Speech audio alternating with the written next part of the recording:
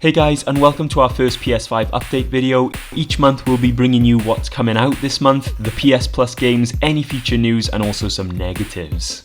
We will be releasing these videos on the first Monday of every month, so make sure to click that subscribe button and a notification bell to keep up to date. Don't forget to follow our various social media pages, as we do share more information quicker than making one of these videos, as well as some competitions and links to other videos. On our gaming channel every Tuesday, we do play PS5 games, so you can check out the gameplays of that, as well as doing a PS4 versus PS5 video each month. The link is on the screen now and in the description, but let's load into our PS5 update. Right, what game is coming to PS Plus this month for PS5? Last month we had Bugsnax. Shaq gives his honest opinion of the game later, but in December we will be getting Worms Rumble. Now this does look like a fun game which continues on from the franchise, and it's quite interesting that they've released another free game that you can't buy just yet.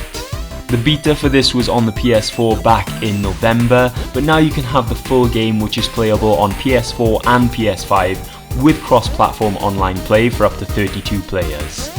Definitely a game to try out with friends, but let's move on to what brand new game is being released in December 2020. Finally! Yeah, finally being released this month is Cyberpunk 2077. Now for those of you who do not know what Cyberpunk 2077 is all about, well, it's an action role-playing game which was developed by CD Projekt Red, who is the company that brought us The Witcher 3. The story is set in Night City, a megalopolis obsessed with power, glamour and body modification. You play as V, a mercenary outlaw after a one-of-a-kind implant that is the key to immortality. Featuring the awesome and cool as ice actor Keanu Reeves, this game is one of the most anticipated games of 2020 as it has been delayed so many times. But CD Projekt are known for wanting to give their players the best experience. It has been reported that some people have received their physical games early though, but it isn't officially released until the 10th of December 2020 on all platforms. Shaq will be doing a live stream on the 10th of December on his first reactions of the game, and then the story will be continued after his Spider-Man Miles Morales playthrough ends in January. So make sure to subscribe to the gaming channel and hit the little bell. Thanks for the plug, Johnny. A few weeks ago, we got the glimpse of the new Final Fantasy 16, which will be a PlayStation 5 exclusive.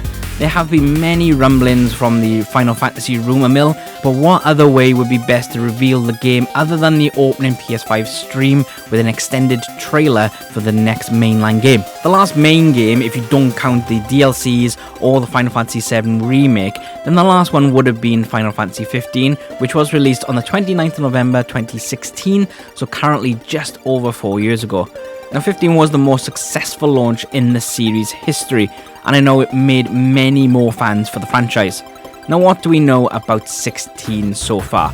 Well, so far we have only seen one-on-one fights with no party members in sight, but I highly doubt this will be the case throughout it, as it is a Final Fantasy game and fans would destroy the game if this was the case. 16 will lean more towards a pseudo-medieval feel, with swords, knights in shining armour, and with mostly British voice cast, it will have more of a Game of Thrones-like edge to it compared to 15 lads on tour game. The main protagonist is unnamed for now, but is defined by his oath to protect the Archduke's son Joshua ahead of an imminent invasion. The boy is sheltered from the world as he has a connection to this universe's versions of summons, which are known as icons as far as we can tell so far. In 16, individual humans appear to be tied to these magical beasts, and when under considerable amount of stress, they are able to call upon them, but it is heavily implied that they can turn into them. We have seen the Phoenix, Primal Ifrit, and Shiva making appearances so far.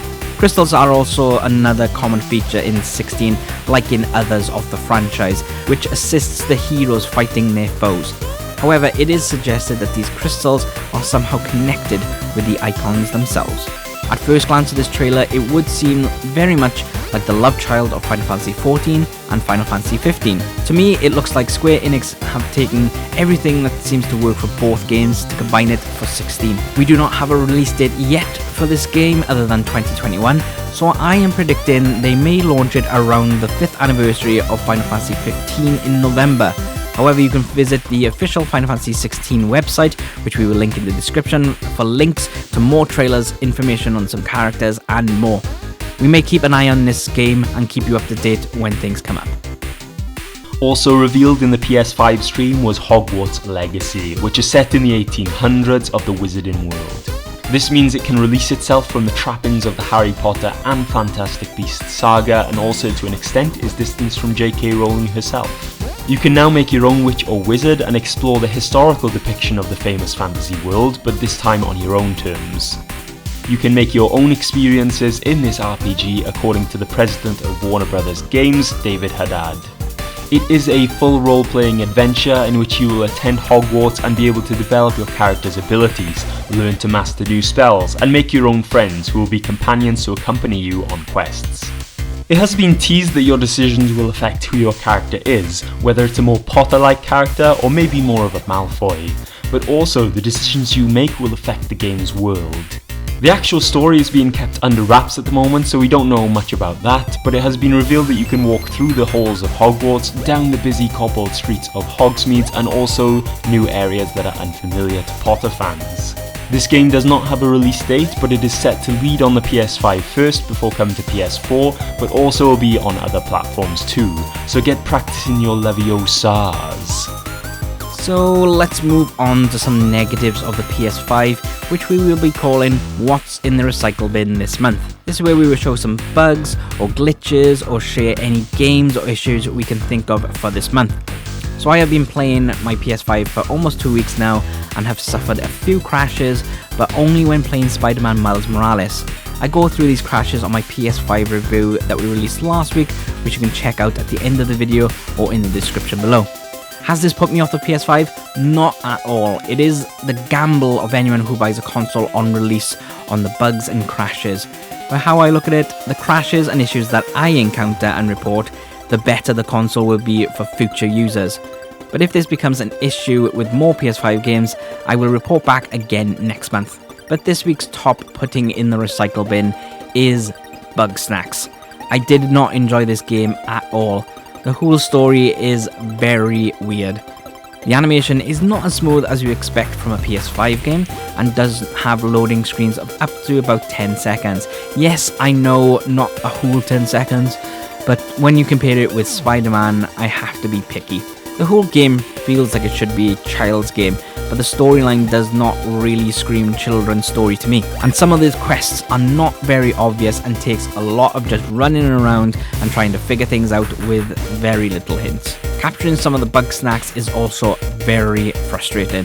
To be honest, I stopped the side quests, ploughed through the main story, finished it, and now I've actually deleted it off my PlayStation. So that is all for this month's PS5 update. We'll be releasing these videos every first Monday of the month, so be sure to click the subscribe button and the notification bell to never miss an update. If you'd like to support our channel, then you can tip us on our Ko-fi site, which is displayed on the screen now and will be in the description below. With this, you can tip up to £2 for as many or as little times as you like. Also, if you would like to be one of our patrons, then check us out on patreon.com/skybotfilm. Here you can get first access to videos, behind the scenes items, and so much more.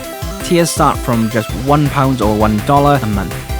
Other ways you can support us is just to click the little thumbs up and also share it with your friends, as that really does help the channel out a lot.